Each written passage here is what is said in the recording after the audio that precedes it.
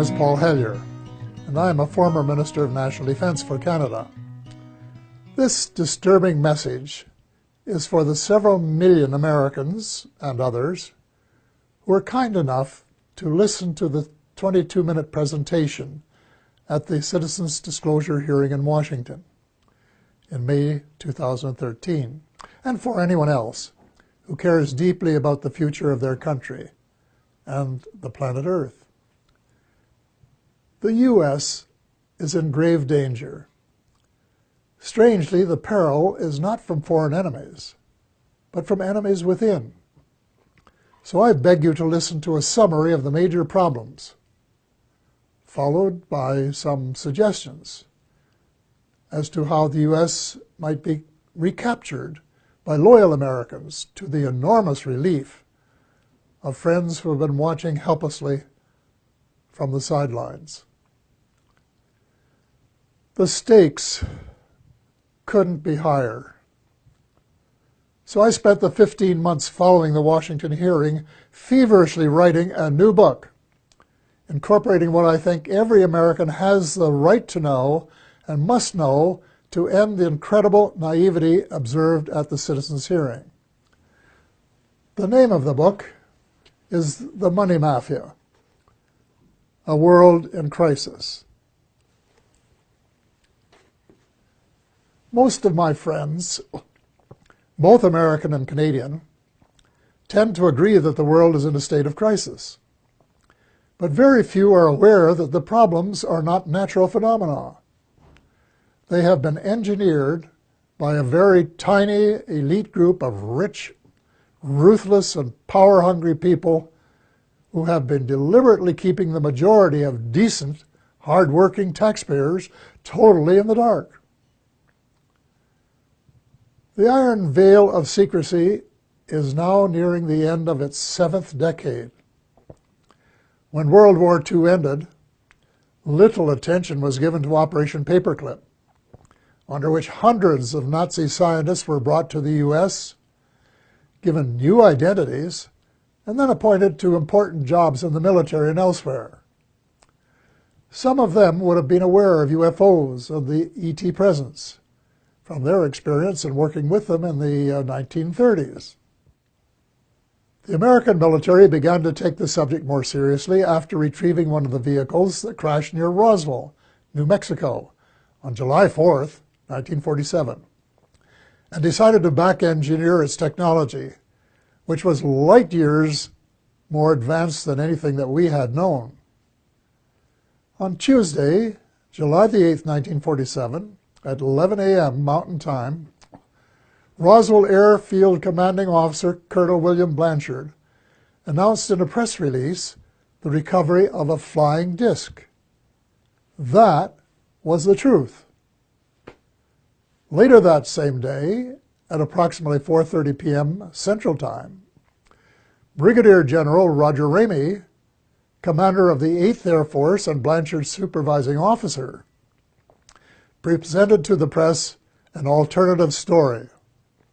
He claimed the Army had recovered a Rowan target device suspended by a neoprene balloon. That was a lie. In fact, it was the cornerstone lie of what was to become a cult of lying and disinformation that is still United States policy today, 68 years later. In my brief address to the Citizens Disclosure hearing, I said that the United States and much of the Western world is ultimately controlled by an unelected, unaccountable cabal.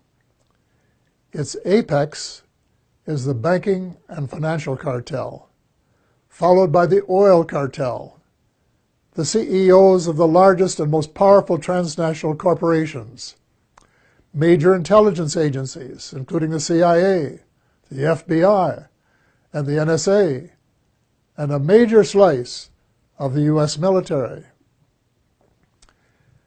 Their collective power and influence is incalculable. And it is their plan for the U.S. and the rest of us that is so alarming. Their plan is an empire greater in size and power than any empire before it, They call this the New World Order, which, ironically, is the same name Hitler used for the smaller empire he imagined. One sure thing, the New World Order will end all pretense of government of, by, and for the people. It will be a dictatorship of, by, and for a small minority of the rich and privileged elite. Much of its power lies in the privately owned banking system. Why monarchs and politicians allowed a private cartel to become the monopoly supplier of new money, we will never know. But this power is almost absolute and can determine the fate of nations and their people.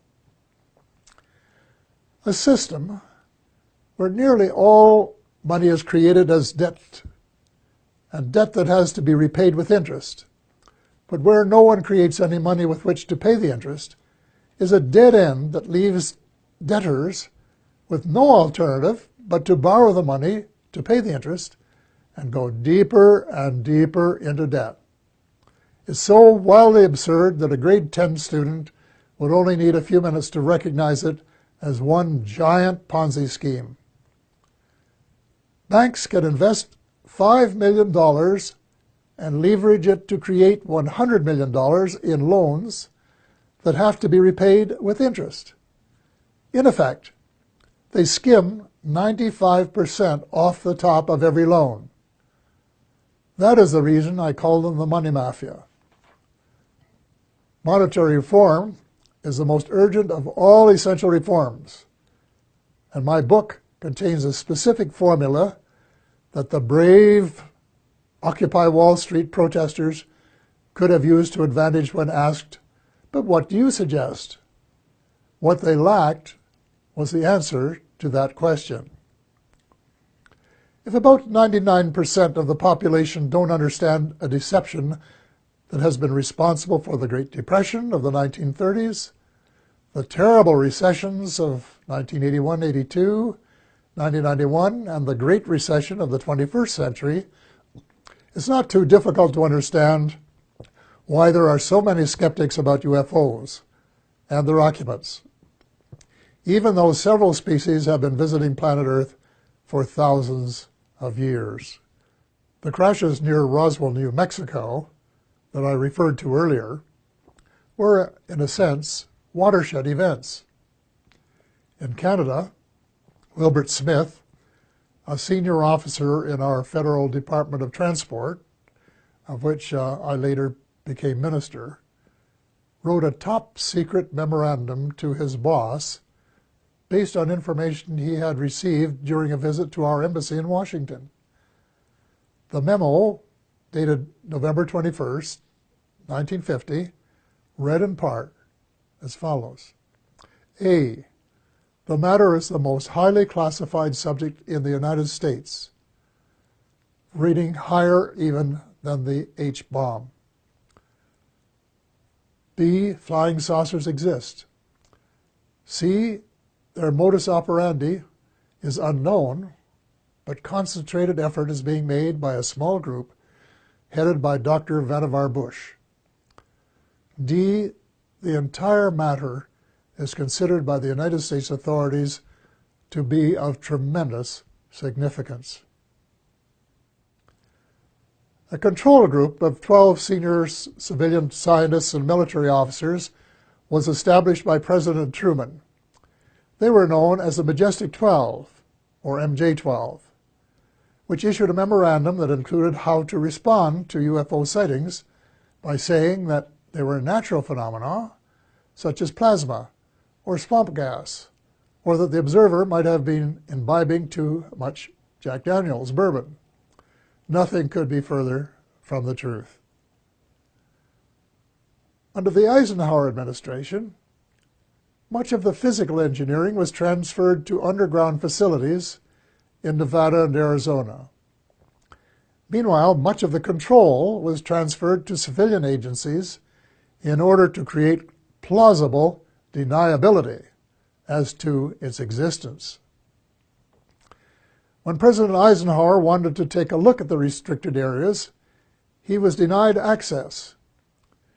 It was only when he threatened to send in the First Army that it was agreed that he could send 3 confidants to look at the secret areas 51 and S4. They reported that the Roswell vehicle was indeed being back-engineered by United States forces.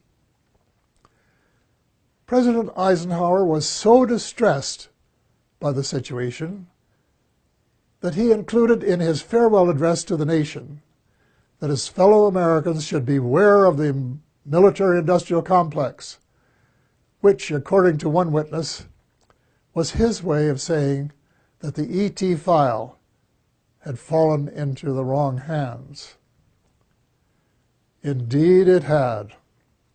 It was under the control of the military-industrial complex, otherwise known as the financial, intelligence, and military wing of the all-pervasive cabal, which has seized control of the United States and much of the balance of the world. Beginning with Eisenhower, not one of the presidents of the United States has been given completely honest advice by his civil, military, and intelligence advisors, nor fully briefed on the ET presence and technology. The military-industrial complex adopted a strategy of perpetual warfare to enhance its own power and profit. It is inconceivable that this plan was discussed and approved in advance by any American president. Wernher von Braun, the German rocket scientist who came to the U.S. at the end of World War II, told my friend Dr. Carol Rosen, who worked with him, that they, the military-industrial complex, in order to maintain perpetual war, had to have an enemy. First, it will be the communists, he said. Then it will be the terrorists. And finally, it will be the ETs. So far, the plan has been unfolding exactly as forecast. The cabal, sometimes referred to as the shadow government, has been in control. When Sarah McClendon, veteran White House reporter, asked President Bill Clinton why he didn't do something about UFO disclosure, Clinton replied, and I quote, "Sarah, there's a government inside the government, and I don't control it." End of quote. Imagine the President of the United States and Commander-in-Chief of the Armed Forces isn't cleared to know what his troops are doing. Well, with the end of the Cold War, the Pentagon wrote a new defense plan, popularly known as a project for the new American century.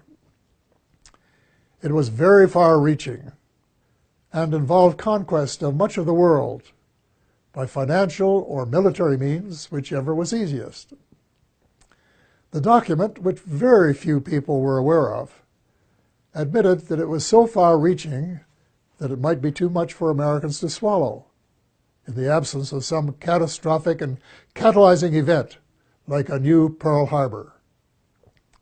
Well, Lady Luck appeared to be on their side in the form of September the 11th, 2001. Amateur foreign pilots trained in the U.S. allegedly hijacked planes and flew them into the sides of the World Trade Towers 1 and 2, and then into the Pentagon. Later in the day, the buildings collapsed.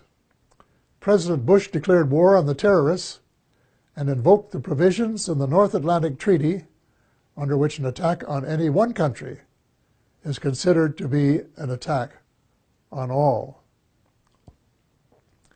The reaction was unprecedented since the outbreak of World War II and the later attack on Pearl Harbor.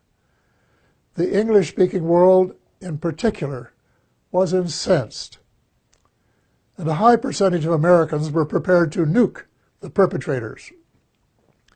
Defense Secretary Donald Rumsfeld soon announced that, quote, "that means war against Iraq," end of quote, even though there was absolutely no evidence of Iraqi complicity, none whatsoever. Although most Muslims had been sympathetic to the U.S. in the immediate aftermath of 9/11, as soon as the bombs started dropping on Baghdad, moderate Muslims by the thousand were so outraged and overcome by hate that they opted for a terrorist response. From that day on, it would be difficult to find a terrorist who did not have "Made in the USA" etched on his or her soul. Now, more than a decade later, the situation becomes even darker as the truth about 9/11 begins to emerge from the burial ground of a controlled press. We find that high officials in the George W. Bush administration knew of the attack weeks in advance and made no effort to prevent it. On the contrary, the evidence points to complicity when we find that not just 2, nor 3 buildings collapsed, nor 4, nor 5, nor 6, but 7. Some, if not all, had been rigged for controlled demolition. But that isn't all. A new weapon of mass destruction was used that reduced the concrete and steel to dust before it reached the ground. If you have any doubts about this, get a copy of Dr. Judy Wood's book entitled "Where Did the Towers Go?"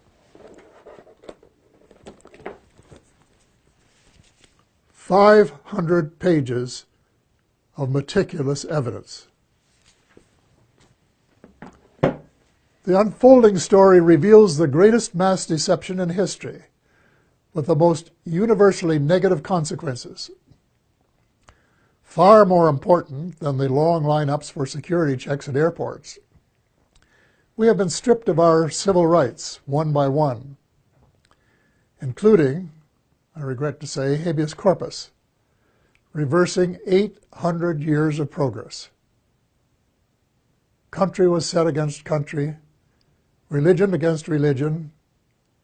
Words like peace and negotiated settlement, which had been possibilities before 9/11, were lost in the jungle of lies. The cabal, also known as the military-industrial complex, was not interested in a just settlement. It wanted perpetual war, and that was what its heinous deception achieved. It also robbed the once great United States of America of its last vestige of moral leadership. Worse, by invoking NATO, it transformed a defense alliance into a U.S.-led task force. And by recruiting former countries from the Soviet Union, an obvious provocation to Russia, it has managed to create rumblings of a new Cold War. The danger lies in the fact that the New World Order is not limited to old boundaries and concepts of empire, and we seem hell-bent toward a third world war. Horrible beyond human imagination. It must not be allowed to happen. Almost every president since Eisenhower has been under the control of the cabal, and President Obama, regrettably, has been no exception. Before he was sworn in as a new president, I saw a picture of his economic advisors, and I said, uh-oh, the same old gang who permitted the Bush recession. Nothing will change. Then when the president persuaded innocent allies to join in a second unwinnable war in Iraq, and a senior U.S. military commander confirmed that it would take several years to win, it was obvious that President Obama was playing the military-industrial alliance game, and that it would be the only winner. Extreme Islam is an ideology, and it can't be killed by smart bombs. Most ISIS recruits begin as young idealists who are repelled by the way the world is being run and are looking for a better way. any effective strategy must be to win their hearts and minds, and not just to kill them and make them martyrs to a cause. Step number 1 is to convince President Obama that the policies of his predecessor benefit no one but the arms manufacturers. So all non-Muslim members of the coalition should withdraw from the war against the Islamic State and begin to reverse all of the wrongs committed by the West in recent years. Hate him or love him, President Obama is the only person in the world with the power to lead a penitent United States and its misled allies in the moral and spiritual revolution essential for a world of peace and justice, where the human species has a fighting chance to survive. The transformation has to be reversible before the next U.S. presidential election, which could be the point of no return.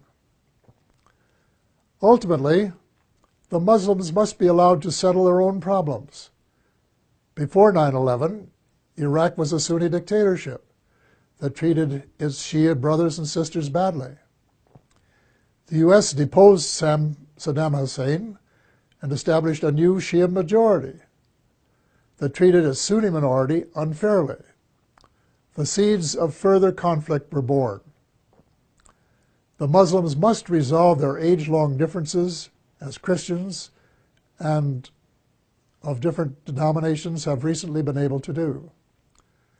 Perhaps the United Nations might be invited by the Muslims to convene a meeting of both temporal and religious leaders in search of a better way of settling grievances and differences. Meanwhile, it's time that all the Abrahamic religions, Christianity, Judaism, and Islam, kissed and made up. I was in my 80s before I knew that Allah was my God. My guess is that the majority of Christians are equally ill-informed. And the Israelites should start treating Palestinians as the blood brothers that they really are, instead of as inferior beings. It is wise to remember that the original covenant with the Creator applied to all of Abraham's children, and not just to the favored few. The bottom line is that the use of drones, suicide bombs, and crushing military superiority on the part of Christians, Muslims, and Jews are all prohibited by their holy books.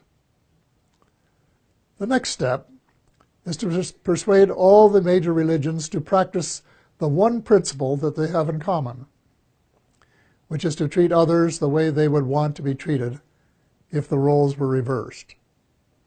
Universal practice of the Golden Rule would transform the world. I get hundreds of emails from decent Americans and like-minded individuals in a dozen countries who want nothing more than the end of militarism and a massive shift in priorities toward universal peace and justice. Quite a few are involved in small projects that are making a significant difference at the micro level. But most of them are realists and recognize that the cabal doesn't want peace and justice. It wants power, wealth, and empire. So what can an individual do in the face of unprecedented power and wealth? The cabal, headed by the banking cartel, has almost unlimited financial power. But we, the people, have the numbers and must combine our limited power to form a critical mass that can move mountains. There is no guaranteed formula, but an educated guess would be that if 5 million decent and determined Americans got a copy of The Money Mafia, A World in Crisis, read it carefully, and then actively supported the comprehensive action plan set out in it, a miracle could happen. Each one of the 5 million would have to write a personal letter to the president, their senator, and their congressperson, demanding action forthwith in each of the critical areas in the same spirit of bipartisanship that would be expected in a war to save the world, which is exactly what is at stake. I am not going to repeat the list of essential reforms here, except for a few key items. The U.S. should play a leadership role in ending the private bankers' monopoly to print money. Actually, it isn't really money, it's just credit created out of thin air, a computer entry, and restore some of the power to the people that is rightfully theirs. President Obama can mint $2 trillion platinum coins to get the ball rolling, while legislation is prepared to take over the Fed and establish a 100% publicly owned central bank, a central bank of the United States. There cannot and will not be peace and justice on earth while the Fed continues to exist. Speaking of justice, if President Obama really wants a place in history as a friend of the 99% rather than the 1%, he can fast-track the Trans-Pacific Partnership into oblivion. Even the name is a lie. There is no way it is a partnership. It should be called the Trans-Pacific Power Grab by a small elite group who want to feather their own nests at the expense of other people's rights to run their own affairs for their own benefit. So the choice is yours, Mr. President, to decide if it will be the people or the cabal. There must be full disclosure of what the cabal and the U.S. shadow government have been doing since World War II. To what extent has the extraterrestrial space and weapons technology been back-engineered? And is it true, as the late Ben Rich, former CEO of Lockheed's Skunk Works, said, and I quote, "We, the U.S., now have the technology to take ET home," end of quote. The extent to which there has been collaboration between the cabal and the ETs. What species? What motives? Were there agreements signed? And if so, were the terms of the treaty or treaties lived up to? To hear the truth emerge after so many years of continual lies and darkness will require either that the National Security Act of 1947 be rescinded or suspended, with a general amnesty so that decent Americans can tell the truth without fear of retribution. A kind of truth and reconciliation process will be required. Then there are the positive benefits that must be pursued. The President must issue an order that would release the secret patents on exotic energy and make them available to the world. The secret technology, in combination with a flexible financial system, will make it possible to convert from an oil economy to a clean economy in 7 years. It will provide billions of new jobs worldwide and help close the ever-widening gap between the haves and the have-nots. Simultaneously, a project should be started to restore our oceans before the food chain has been permanently broken. In addition, worldwide programs of forest preservation and reforestation should help provide the carbon sinks essential for greater stability in weather patterns. Speaking of changing weather patterns, full disclosure should give us a better idea of how much weather patterns have been altered by government tinkering.